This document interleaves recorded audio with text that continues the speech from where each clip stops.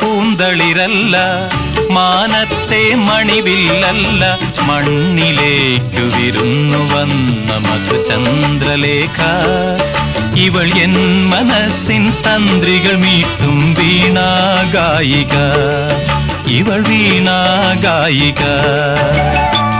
പൂവല്ല പൂന്തളിരല്ല, മാനത്തെ മണിവില്ലല്ല, മണ്ണിലേക്കു വിരുന്നു വന്ന മധുചന്ദ്രലേഖ. ഇവൾ എൻ മനസ്സിൻ തന്ത്രികൾ മീട്ടും വീണാഗായിക, ഇവൾ വീണാഗായിക.